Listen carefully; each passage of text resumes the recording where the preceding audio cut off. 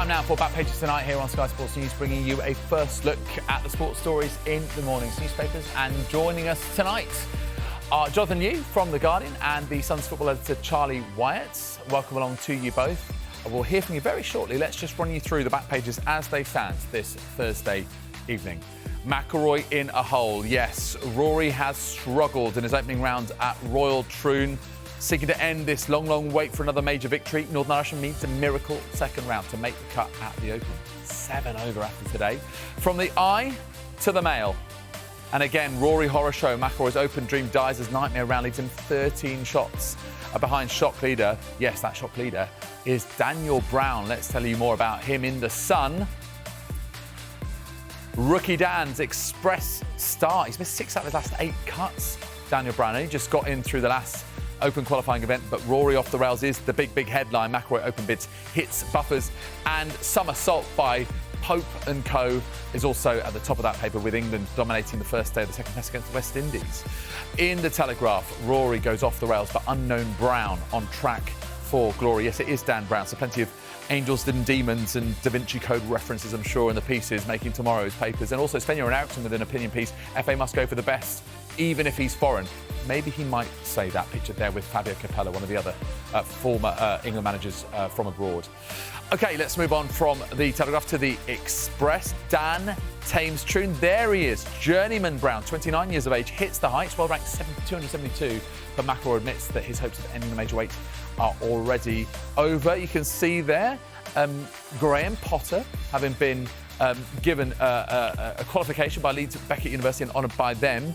Is he ready for a return to football management? Right, on the Star, Choo Choo Pain. Yes, Rory's in a rail, fixes Brit Dan grabs shot lead. That's to do with the 11th, which runs along the railway there at Royal Troon. And yes, it was the wrong side of the tracks for Rory. There's Graham Potter again, up for a new test. Looking very fetching there as he received that honour. And that is the back page of the Star. So we will talk about all these stories and more besides with our guests. So Jonathan's here, Charlie's here for the next half hour or so. Let's start off with more major woe for Rory McIlroy. So we mentioned there, Jonathan, the Mail, Rory horror show. I mean, it feels like the end of the US Open where he dropped 3 shots over 4 holes to collapse and Bryson DeChambeau nicked the title off him. That I don't know how much this is still playing on his mind, Jonathan. I know he says that he's tried to work on it and he's talked to Luke Donald about his putting, but ultimately, my goodness, the scrutiny on this man, and it feels like he's really suffering out there. Yeah, I think the scrutiny is a really key part of this. I mean, we have always known, right, that Rory is one of those golfers who blows hot and cold. That is, you know, it's why he's able to come up with these incredible hot streaks. And you know, there are some times when, you know, he basically looks like a club player. That is the deal with McIlroy. I think, you know, I remember reading like an interview with him a few years ago where he said that the key to his career was basically not putting too much pressure on himself, and that kind of making his peace with the fact that he wasn't going to win loads of majors, and you know, he was never going to be one of those really consistent players who churned out 9 or 10 majors, and that was in many ways the key to his resurgence. I think, you know, you could look at, you know, his lack of preparation time, you can look at the mental side of things, but I think primarily what's happened is that he has, you know, the way that he lost the US Open, but also the way he challenged for it, the way he got so close, has perhaps opened that door for him again. And now he's thinking, right, now this is the one I have to win. This is the, you know, I'm speculating, obviously, but I wonder whether focusing on getting that major title and almost kind of fixating on it in the way that someone of his talent probably will always do, but whether that has kind of created the circumstances where he's clammed up as he has done today, and by being a little bit freer and maybe not putting so much pressure on himself, he will play a lot better. I guess that the focus on the mental side of this, and we know that golf is such a sport about the sort of the mental strength, isn't it? And especially when you're talking about links courses for the Open or the US Open, where often you're having to scramble, and there aren't that many low scores. I suppose ever since the Masters meltdown, Charlie, from that many years ago, it's always been one of those things that we've sort of said is a bit of an Achilles heel for Rory McIlroy. But how does he overcome that? It seems if he's going to do so, it's not going to be at this major. It's definitely not. I just don't see how any golfer or top sportsman would have been able to recover and not be haunted by what happened 32 days ago. Particularly in golf, psychologically, of course it was going to have an effect. It would have affected anyone. So, in many respects, maybe what happened today shouldn't have been too much of a surprise. Obviously, he was pointing out he was a bit unlucky with the wind and the conditions. And of course, it did ease a bit later on, but a few golfers struggled with that today. But, I think what summed his day up and what's reflected on the papers today is that wild shot over the railway tracks, which just summed it up really. But again, it was quite sad really. Afterwards, he was just speaking about the fact that all he could focus on, and quite rightly really, is making the cut. That's the best he can hope for at the moment. I know Paul Lawrie trailed by 10 shots going into the final round in 1999, but I think we're a long, long way from seeing anything like that. And as going back to what happened 32 days ago, I just don't see a miracle happening with Rory. I think mentally he's shredded. And how much of a challenge, Jonathan, is this course particularly? Because, you hear about, the postage stamp, etc., that very, very short par 3 on the front 9. But my goodness, that back 9 is so punishing. And it feels like, that this is one of the sternest tests that there is on the Open Rota. Yeah, I mean, I covered the Open at Troon the last time it was there. I think it was 2016, and everyone remembers, the finish with Henrik Stenson on that final round. But it was the first couple of days. It was genuinely godforsaken, and shooting par felt like a real victory. It is one of those courses that it bites you, and all of those kind of all of those fairway bunkers, and it is an incredibly intricate and tricky course where you have to be so precise. And I think the players that, by and large, the players that have done well today are the players that have been able to play a slightly more limited percentage game.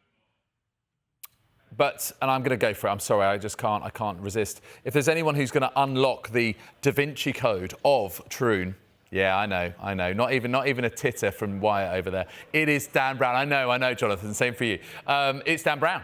Dan Brown, well ranked 272. Missing 6 out of his last 8 cuts, hasn't finished, anything above 61st in that time, Charlie. Suddenly puts it together, and right now, well, he is 6 under par and leading the Open. It's an incredible story, isn't it? It's an incredible story. I mean, I was watching him, putt to top the leaderboard. It's about 9:35. I mean, it was dark, What a remarkable story. First major, 29 years old. Obviously, most sports fans, including all of us, really don't know a lot about him. He's a Man U fan. He's from Northallerton. First major, obviously. And there'll be, lots of plays. He's certainly not a famous novelist, but brilliant story. And that's what the Open's all about. And there's obviously quite some big names behind him. It's quite strong up there, but it would be remarkable to see him remain up there, even by the end of tomorrow. I'm going to keep going. This is fun. Do you think that he's going to eventually suffer in what is the inferno of this course, Jonathan? Is this a bit of a deception point? Are we going to see an inflection point? Are we going to see him fall off? Is there going to be a correction of some sort? Or do you back him to go deep into this tournament? Obviously makes the cut, we'd hope. Maybe, can be part of this picture in rounds 3 and 4 too? I mean, I don't know what to say to that, really. I certainly can't top that. All I would say is that, having worked on these, having worked on these events, and you're trying to tell a story of the day, aren't you? And there is, oftentimes when you're up against a newspaper deadline, the story of the day only kind of really emerges late on, and today, like incredibly late on, there will have been a lot of late rewrites. There will have been a lot of complete sort of remodeling of pieces, and it's probably not the first time that Dan Brown has been held responsible for some shoddy, hasty writing. Yes. OK. And you've given my attempts at puns there exactly the treatment that it deserves. So thank you very much for that. OK. We've chatted about the golf. I think time to talk about the cricket. And England having been, basically, well in control in that first test, brilliant play from Ben Stokes and co. Now in the second test and hoping to wrap it up. And similarly dominant with Ollie Pope scoring a century and Ben Stokes getting in the runs as well. What did you make of what we saw on day 1 of the second test against the West Indies, Charlie? Yeah, I mean, Ollie Pope was outstanding. Bit lucky. He was dropped a couple of times. West Indies were the bowling was a bit wild. They were sloppy in the field. I've lost track how many drop catches. Was it 4, 5, 6?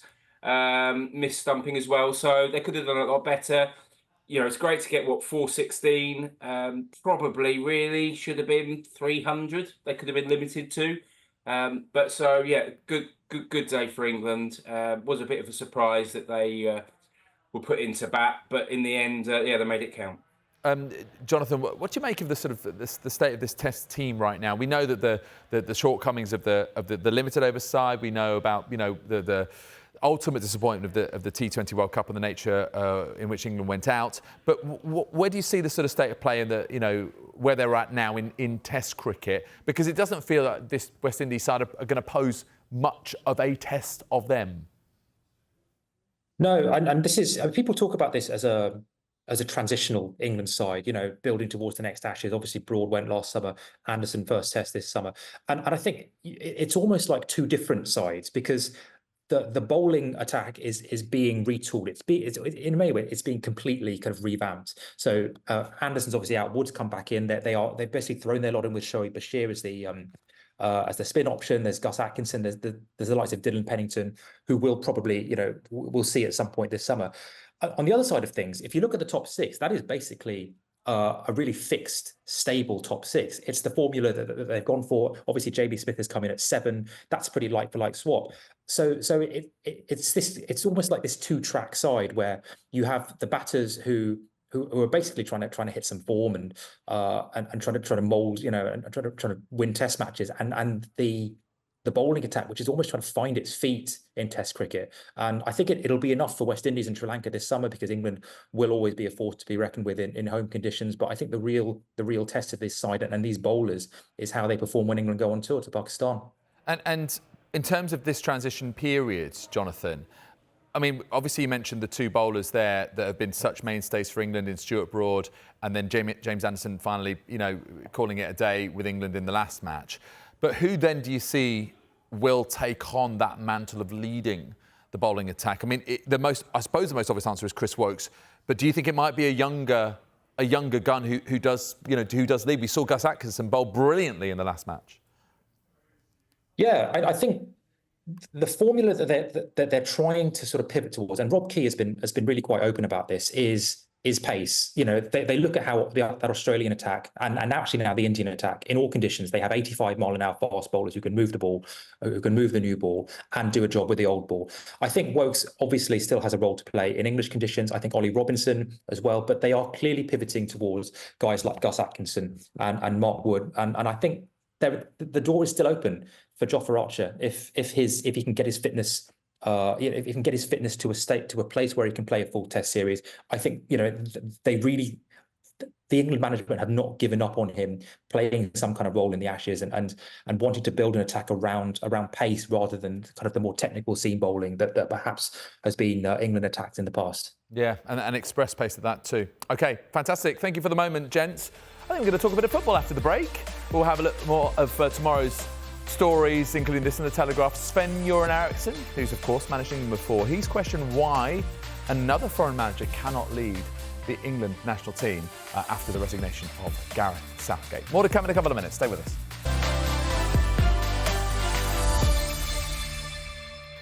You are watching Back Pages tonight. Welcome back to you. Welcome back to Jonathan Liew and Charlie Wyett, who are our guests this evening. Just let's go to the Telegraph and see what Sven-Göran Eriksson has been saying. England manager can be foreign, so why not Klopp or Guardiola? Charlie, let me come to you on this one. I mean, the names that have been discussed on the shortlist are ones that we're very familiar with here in the UK, the likes of Graham Potter, the likes of Eddie Howe. We'll talk about Graham Potter in a bit. But has Sven got a point here, given that he was the first one to break the mould, the first foreign manager in England's history, that the likes of Klopp, Guardiola, that they've got to go for it if those two even show the merest hint of being interested in taking over? But the problem is, it's just both of those names have just been, it's impossible. And I think the FA would be open to appointing a foreign manager again, ideally an Englishman, but I don't think they have an issue with that. But just looking at Jurgen Klopp, first of all, He's telling friends he absolutely is not going to manage until next summer. Secondly, he was on 15 million a year. Pep Guardiola is still at Manchester City. And secondly, he's on 20 million a year. Gareth Southgate was on 5 million. There is no way the Football Association could go to 15, 20 million. They'd have to scrap, they're a not-for-profit organisation. They'd have to scrap all their community projects and some. And there's just no way, gone are the days, when England were able to compete with where the FA rather were able to compete with Premier League clubs for managers. They can't now. £5 million is a standard wage in the Premier League now, and maybe Eddie Howe would take that. They could certainly get Graham Potter for that type of salary, but 15-20 million pounds is totally out of the question. Jonathan, looking at what Sven Eriksson has said here about those two, and Charlie makes a good point. The sheer financials of it make it very unlikely, but he said they know English football, the players and the culture. How significant do you think that last bit is, the culture of English football, for the next person to manage the English national team? I think it's very important. I mean, it's hard to make this point without sounding a bit Brexity, but international football is totally different from club football, and it's a test not just of your players or performance. It's a test of your system, and it's a test of how well you can produce footballing ideas. And this isn't this doesn't necessarily rule out a foreign manager. I wouldn't have a problem with Steve Cooper, for example, even though he's Welsh, because he's come through the English system. He's managed the England youth team sides. He is very recognisably a product of English football in the way that Jurgen Klopp, Pep Guardiola, Pochettino, Tuchel, Postecoglou are not. And I think because international football is so different from club football, it's very hard to find examples of top nations, even kind of middle-ranking nations, who have succeeded with a foreign coach. Otto Rehhagel at Greece is pretty much the only one I can think of on a European scale, because what gets you over the line, what gets you that extra little 5-10% that gets you through knockout games, is having an idea. It's having a kind of a unity of purpose, whether that comes from a shared culture, whether that comes from a shared set of values. And I think that is just so much easier when everyone in your squad has basically come through the same system, and I think that's the crucial thing. Southgate got that perfectly. He may not have succeeded at club level, but he got the importance of English footballing culture to that job, and I think whoever gets that job needs to understand that too. In terms of who might get that job, we've been hearing from Graham Potter today, and here he is on the back of the Express. He was honoured by Leeds Beckett University, which is why he is there in that fancy garb you can see there on the right-hand side. I wondered, Charlie, how good a fit would Potter be, but how much might he be, I suppose, hamstrung by the fact that he hasn't been in gainful employment in football since April 2023? I wouldn't sort of say that was too much of an issue. I think potentially could be a good fit. Clearly, as he's mentioned in the interview you were playing earlier, that he's spoken to clubs. But I don't think there's any doubt that he's had one eye on this England job, because I think it was pretty obvious that there was a pretty good chance that Gareth Southgate was going to leave his position, win or lose. I think the final. I think at the start of the tournament, I think a lot of other managers felt that Southgate would be leaving, so Potter would have known that. So even when he spoke to Leicester, for example, he would have known that potentially there was a huge job coming in a few weeks' time. So quite clearly he wants that job. Why wouldn't he? And as Johnny mentioned, he is someone that would understand the culture and realise the importance of it. I think he could be a good fit. But equally, there are sort of one or two other good candidates as well. OK, I'm keen to get through a couple of other stories, a couple of other topics, gents, and go into sort of domestic football, and in fact a place that was mooted to potentially be Gareth Southgate's next destination, that's Old Trafford. And Jonathan, we're now seeing United go through the gears, announcing the signing of Leny Yoro from Liew for big money to follow Joshua Zirkzee, and also recouping some money with the sale of Mason Greenwood. How do you see it generally? It feels like they really are, having appointed having stayed with Erik ten Hag, now really backing him, aren't they? Sorry. Hang on, just... No worries. Live telly, you've got to love it. Go for it. So, Clearly, I think a lot of United fans are getting excited. The Xerxes signing, followed by Yoro. By all accounts, Yoro is a fantastic player. He's a fantastic talent. He seems to have turned down Real Madrid, who wanted to sign him on a free transfer next summer. They're talking about him as the new Varane, which is quite timely, really, because United are trying to get rid of the old Varane at the moment. I think that the money isn't so much of an issue, because I don't think United are going to have a problem with FFP or PSR or anything like that. It's how this money is being spent and whether there is a plan in place to integrate these players into the team. And that frankly is on Erik ten Hag.